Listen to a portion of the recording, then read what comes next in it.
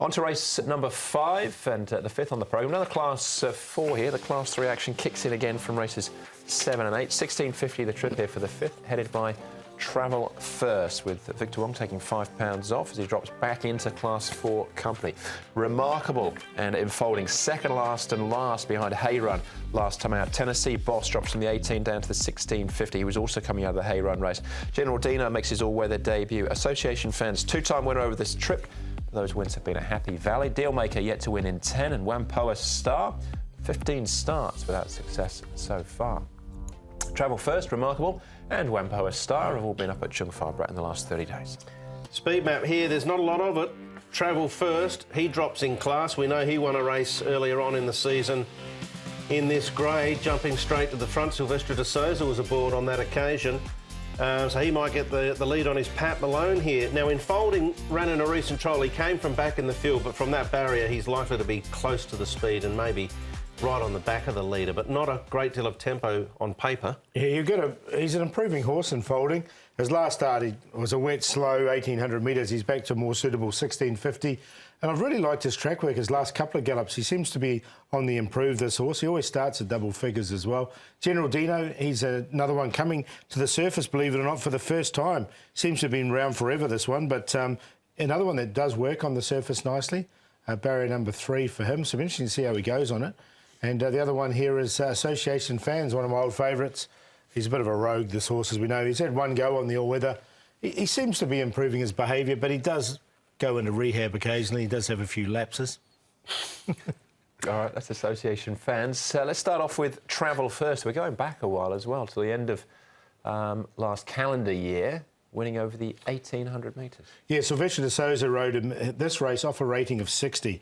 He's now rated 60 with an apprentice claim. At his best, he's actually won off 78. Now, this was 1,800 metres, and I think I just about could have led this race. So they're in really slow sectionals, and Silvestre absolutely stole it. 16.50 is going to be a little bit slow, bit different with an apprentice on.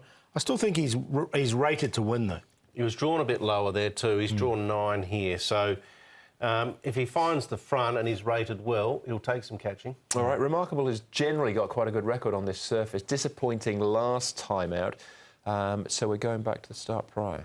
Yeah, look, he's had a fairly average season, I think, Remarkable, as opposed to last season. He won 3 from 10. He's had 10 this season, only had 2 seconds and a third. I'm actually going to stick with Dealmaker. He chased fairly honestly here. I know he was overhauled final stages by Remarkable, but I thought his effort was good. Drawn low, I think he's an improving horse still. And the fact that he's had a run over the longer trip now and another one on the turf as well, longer distance, 1,400, that'll hold him in good stead for a big show here. Yeah, I've got him in as well, Dealmaker. Yeah, he's been running consistently, isn't he? So Remarkable's a bit hit and miss this season, as you mentioned. Yeah, at his best, he'd probably put these away. Oh, yeah.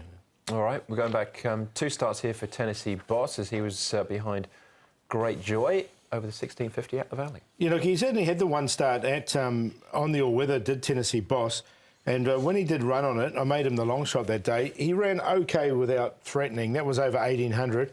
He now is back to 16.50. I'll give him a chance. I'm not going to put him on top, though, because I was slightly disappointed with that run.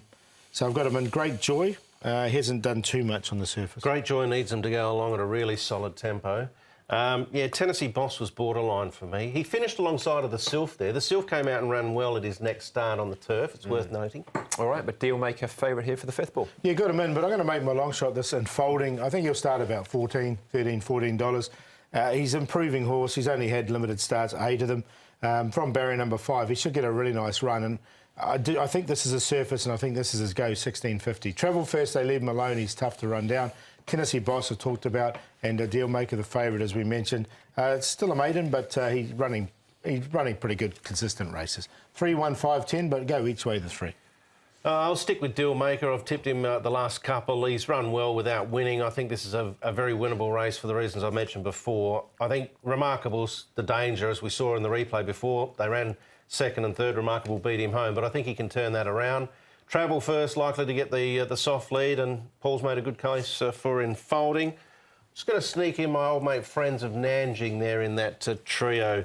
Very well rated. Chad Schofield won on this horse I reckon it was 4 seasons ago on the turf at his 3rd or 4th start. He looked really progressive. It just hasn't eventuated. He has won 3, but it's been a long time. It's a safety aspect scenario. All right. 1s and 3s and 5s and 10s cropping up in the numbers there in race number 5, Class 4 over the 1650. We'll take a short break here. Race number 6, another Class 4. We're back with that right after this.